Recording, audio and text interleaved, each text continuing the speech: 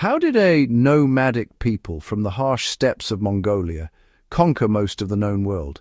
The answer isn't just battlefield brilliance, it's logistics.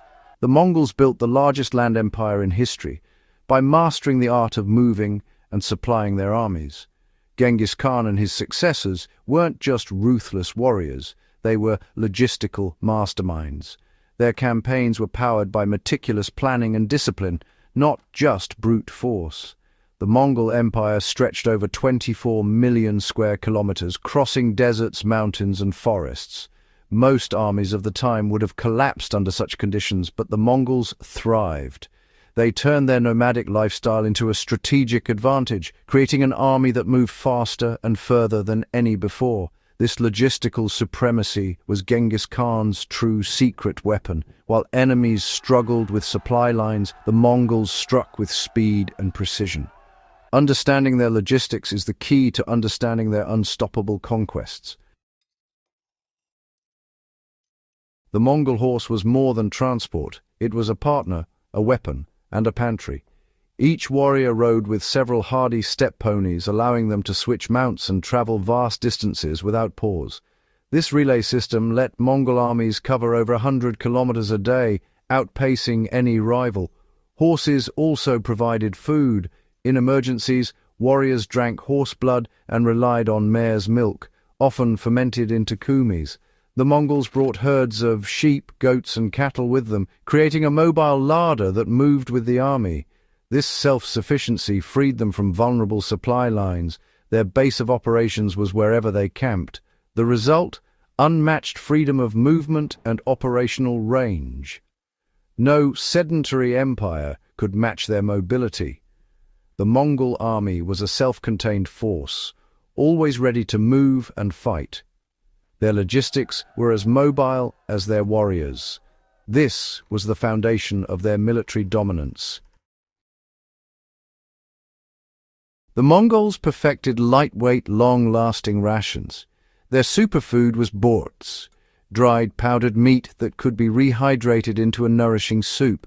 Borts was easy to carry, required no cooking fires, and lasted for months. Alongside borts, they ate arul, rock-hard dried milk curds, for slow-release energy. With kumis, borts, and arul, Mongol warriors carried weeks of food, enabling long campaigns without resupply.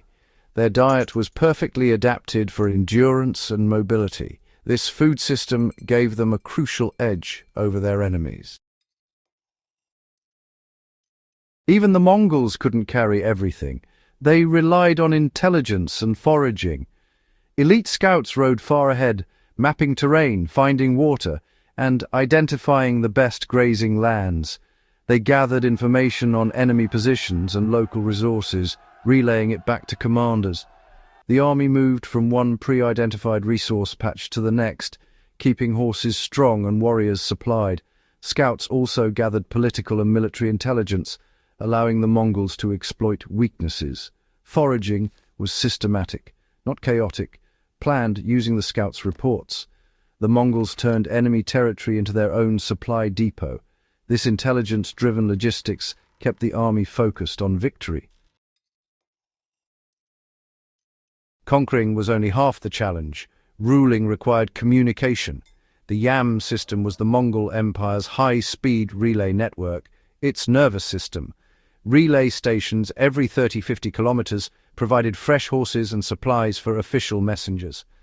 Messages could travel hundreds of kilometers a day, connecting the empire in near real time.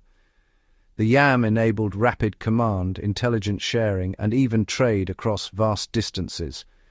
It was the backbone of Mongol administration and control.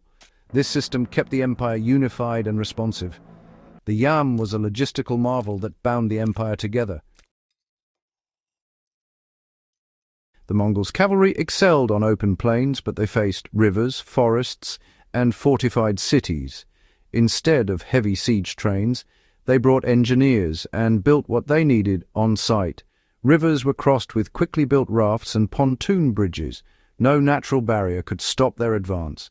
For sieges, they conscripted local engineers, especially Chinese experts, to build catapults, trebuchets, and even early gunpowder weapons. These mobile engineering corps turned the Mongols into formidable besiegers. They could arrive with cavalry speed and assemble siege power in weeks.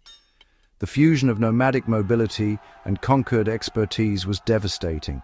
The Mongols adapted to every obstacle, never losing momentum. Their engineering ingenuity matched their logistical genius. The Mongol Empire's true legacy is its logistical brilliance. Genghis Khan proved that logistics is the foundation of power, not just an afterthought. The Mongols leveraged their unique strengths, mobility, self-sufficiency, and adaptability. They absorbed new technologies and skills, turning weaknesses into strengths. Superior intelligence and decentralized command made them flexible and fast. Their real weapon was a system: hardy ponies, portable rations, expert scouts, and the YAM network. These elements worked in harmony to create an unstoppable engine of conquest. The Mongols remind us behind every great victory is a plan, a system, and a supply line. Their story is a masterclass in the power of logistics.